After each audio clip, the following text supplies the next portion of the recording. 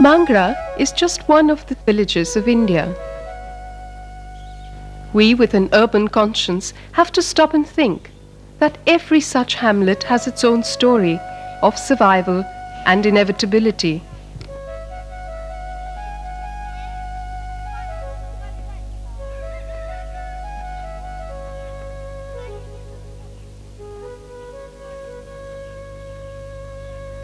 Koraput in Orissa, eastern India, is the second largest district of India. It has no big cities, only towns and villages. Kariguda is one of these hamlets.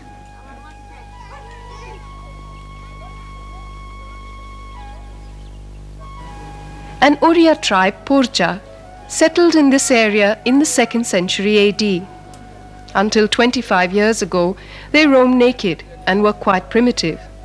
Today, except for a few changes in their dress and the slight chance to earn a few rupees, not much has changed for the Porjas.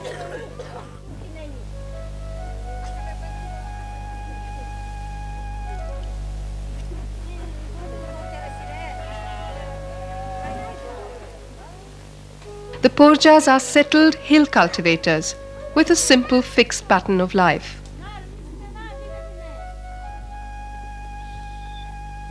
Each generation inherits the same tradition.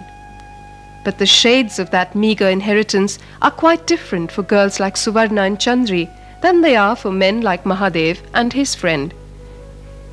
It is an imbalanced inheritance, born out of biological and physical differences, perpetuated out of convenience, and bred on laziness.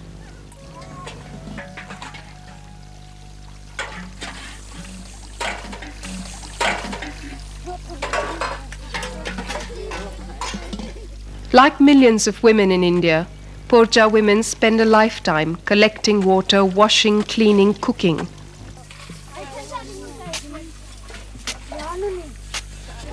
Who carries the burden of work and responsibility from generation to generation? The girl child, like Suvarna.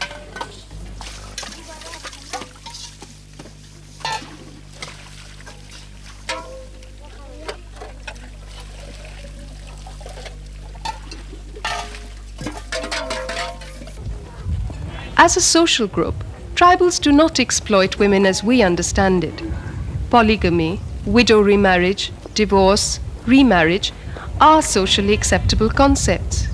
Even so, sheer male strength has carved out a superior status for the men from primitive times.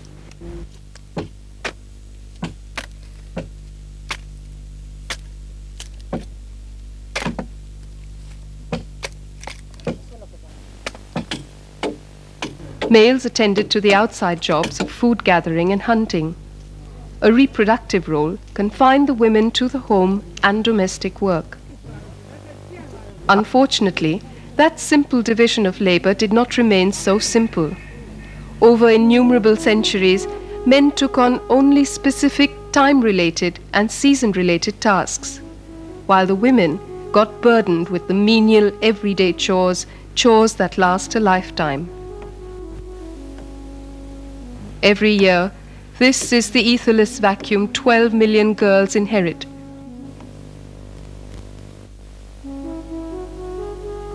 Bimala is one such child. She is with her aunt, who is visiting the village. Bimala's father died. Her mother remarried and now lives in another village. But as a female, Bimala had to learn to perform all the tasks she must perform all her life.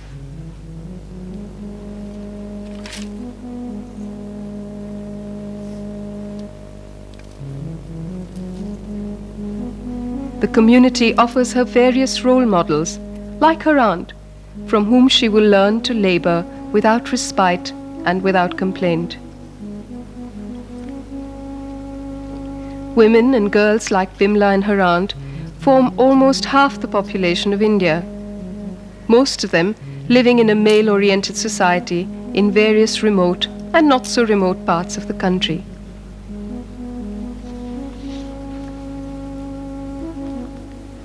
A majority of them live in rural and tribal areas, spending a lifetime collecting fuel wood, burning fires, collecting water, cooking, bearing children, eating less and less with every birth.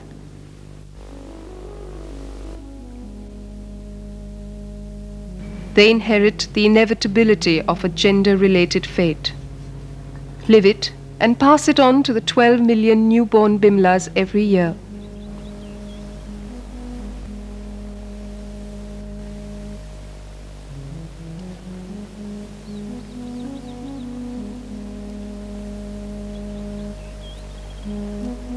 Is the world's youngest female population a victim of cruelty? Does their status lack dignity? Bimala doesn't know, nor do the other millions like her.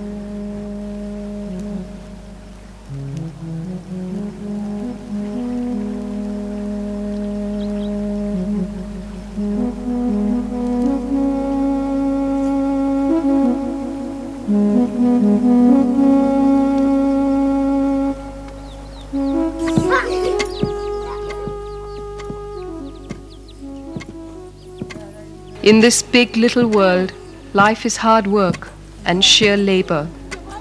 From childhood to adulthood to womanhood, knowing that if the grain is not pound today, no one can eat tomorrow.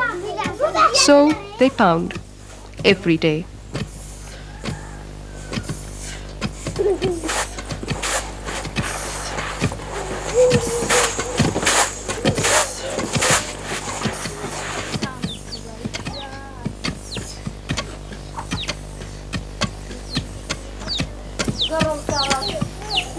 This labor has no economic calculation, no reward, no status.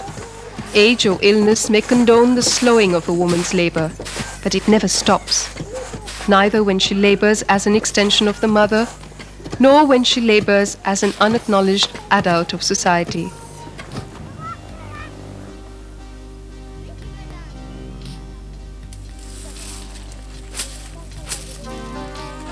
By the age of 10 years, a girl child is working 8 hours a day. By the age of 12, 10 hours a day. By 20, 15 hours a day. A 15-hour workday which she maintains right through her life. Excessive labor and responsibility stamp a girl child with a pathetic maturity, a precursor to premature aging. How old is Chandri? Dhanai? Is Gangai 5 years, 8 years, 10 years old? They don't know, and we can't tell. Bhagwati, Suvarna, Dhanai, like millions of girl children in India, are burdened with responsibilities from the age of 5 to 6 years. Burdened with 5-kilo pounding sticks, with pots of water, with bundles of fuel wood, with younger brothers and sisters. They are always carrying some weight or working at something.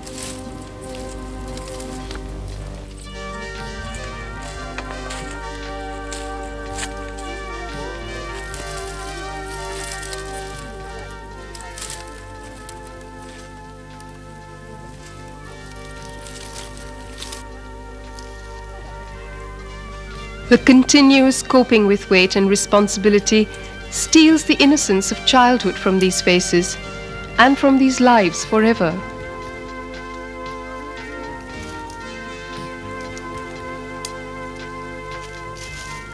To Suvarna, the golden one, or Chandri, the moon child, or Bimla, or Dhanai, or any of our 200 million girl children ever notice that they do not experience childhood? That there are others who do? Others who are as poor as them, as old as them. Boys, brothers, cousins, who belong to the same village, the same family.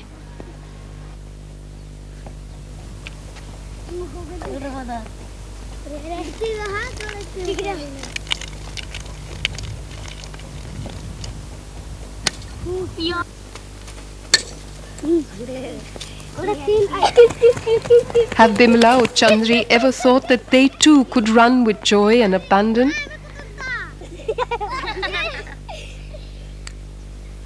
The boys of Kariguda, like boys in all parts of India, are not deprived of childhood. They respond to childhood as childhood demands.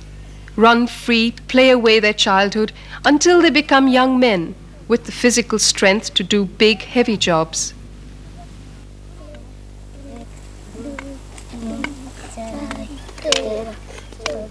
Unlike their sisters, they are not shackled with weight or responsibility, the constraints of time. Must get fuel wood, or else how will we cook?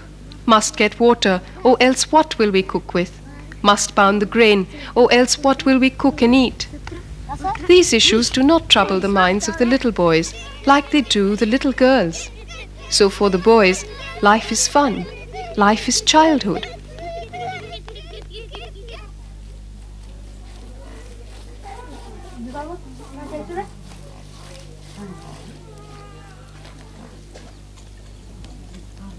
When national statistics on man days and working hours are computed, this unacknowledged labor of every little child is never included. When child labor is discussed, it is invariably about child labor working outside the home. Gangai will probably never work outside her house, but she will work 10 or 12 hours a day at home every day of her life. As a girl child, as a woman, as an old woman.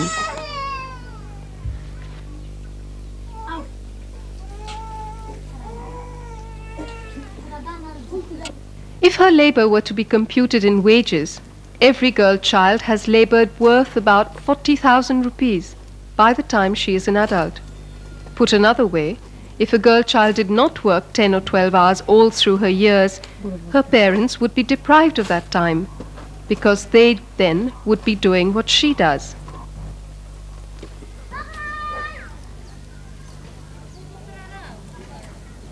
The families are poor. Mostly, both parents are uneducated. The pattern of life demands excessive labor. The men do not share that daily labor. So the woman turns to her children for help. But the pattern is again male-oriented. So it is the girl child on whom the onus of help falls.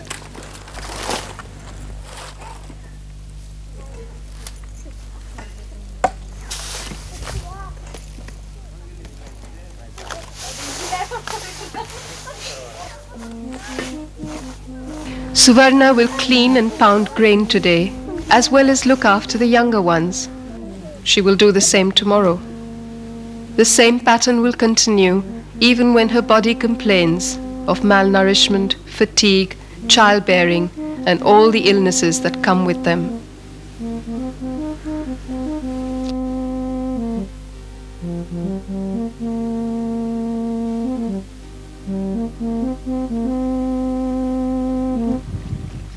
Porja women, Porja girl children, their 400 million counterparts all over the country are the mothers of today and tomorrow's generation, but they remain ill-equipped to live and ill-equipped to question and change.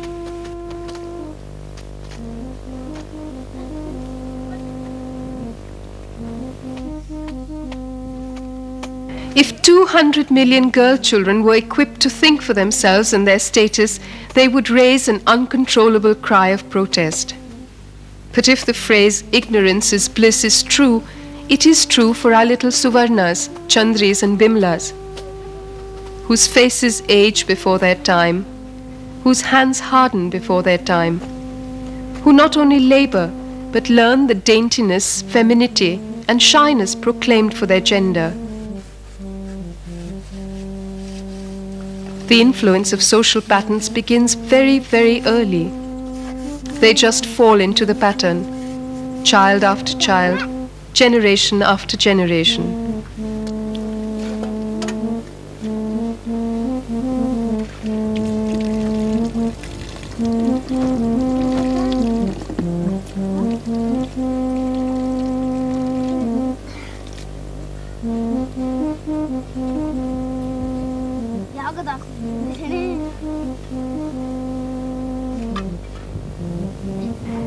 In most parts of rural India, girls like Mainavati and others are married off by the time they are 15.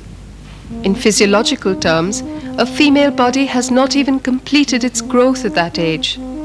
But after 15, the girl child is already consummating marriage, bearing children, breastfeeding them.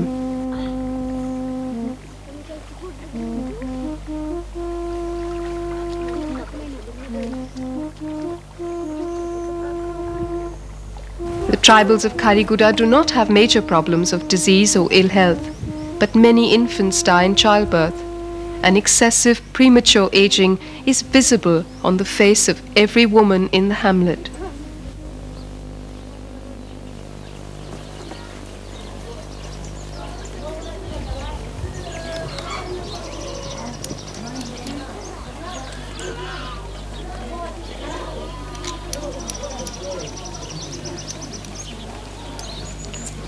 In spite of tribal norms of freedom and progressive social attitudes, there is a visible male-oriented structure in the community. A structure in which males are allowed to take it easy, to get drunk in the early hours of the day. Not only that, they even invoke attention, pampering, gentleness. The irony of that becomes noticeable only when we see every female counterpart fending entirely for herself.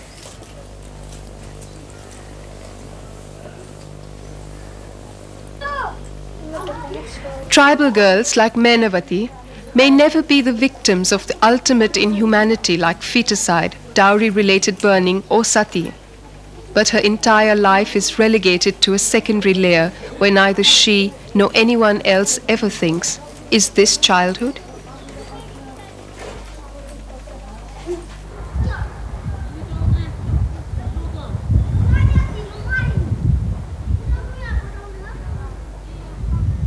The boys just while away their time the whole day, for days on end, idling, playing, throwing stones at the fruits of trees. They have no sense of responsibility, and they do not share day-to-day tasks. Every generation endlessly follows the same pattern.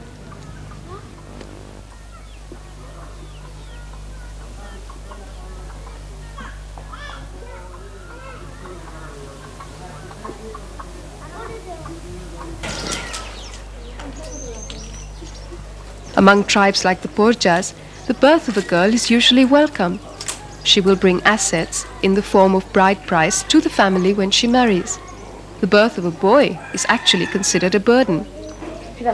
But though they are not as welcome, the boys are not exploited in terms of labor and responsibility of maintaining day-to-day social patterns of life.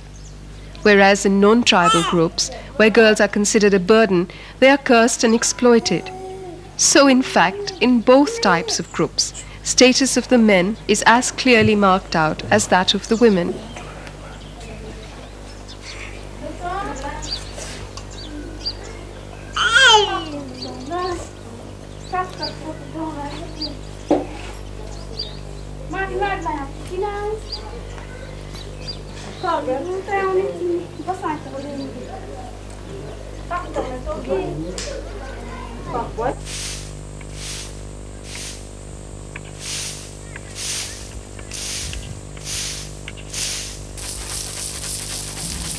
Alongside the eastern Ghats, at a height of 3,200 feet above sea level, the Koraput region is blessed with very fertile land, lots of rain and groundwater. Water just spurts out of the ground, but the men manage to cultivate only one crop each year, just enough to survive. Some of them are rich farmers, owning large tracts of farmland. Others work as agricultural laborers, or as daily labor in the nearby mines, construction sites, or tree felling sites. The only time they are seen laboring is when the season demands plowing or harvesting or winnowing. The people of Kariguda survive on a per capita income of barely 200 rupees a month. Even in these remote areas where opportunity is scarce, life for the community could be better if the men worked half as hard as the women. But the woman, in her role of mother and wife, knows she must labor more to earn a little more, feed the family a little better.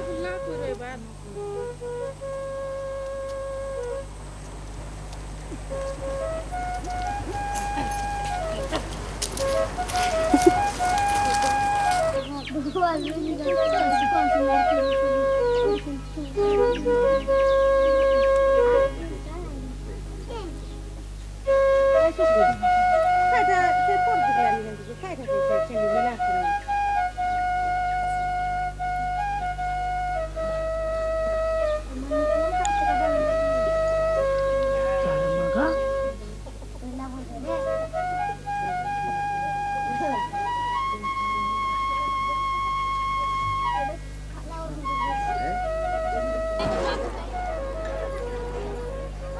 Haat, or the local bazaar, is a tribal group's major business center. It is an event that the entire community looks forward to. Usually, the mothers go to the Haat to buy and sell, the men too, though mainly to enjoy.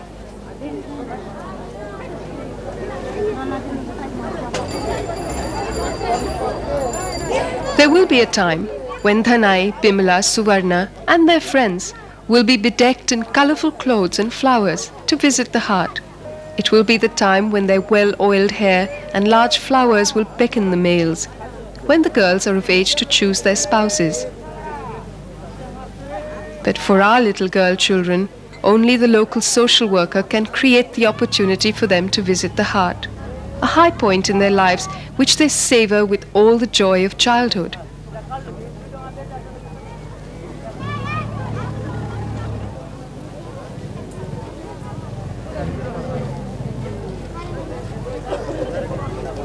The hustle-bustle of the Haat is unknown terrain for the little girl. She is so used to being the invisible labourer, from hut to stream, from hut to forest, from hut to common pounding ground, that here she is totally lost and bemused. For a change, just like any other child. By the time she is old enough to cope with the crowds, she'll be getting too old to enjoy the fun of the Haat. It will be one more focal point of work. And then she will be burdened with weight, infants, impending births.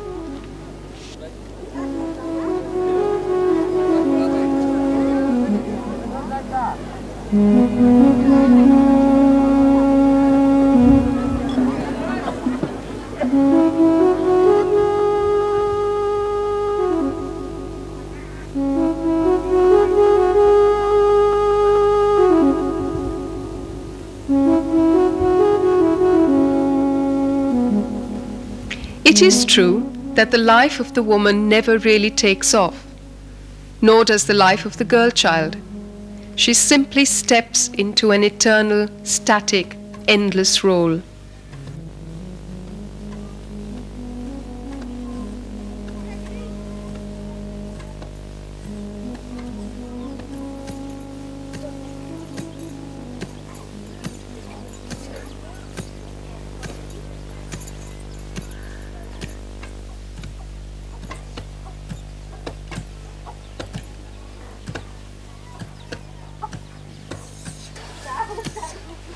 Mastering domestic skills at an early age, the girl child works every day of her childhood to ultimately labour her entire life. A life in which she can feel tired but never stop working.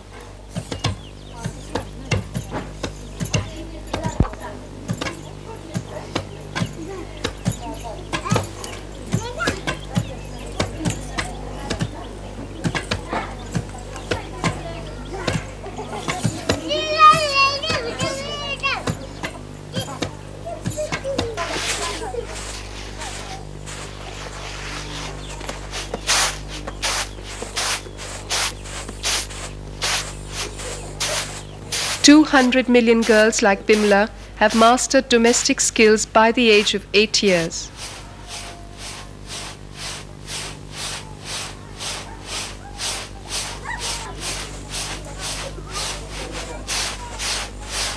There are 200 million girl children like Bimla in India. 100 million like her are illiterate.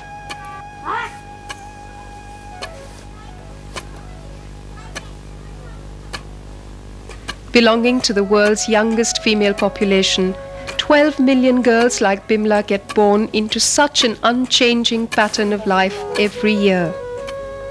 And the voice of each of them continues to remain as invisible as the work that they do.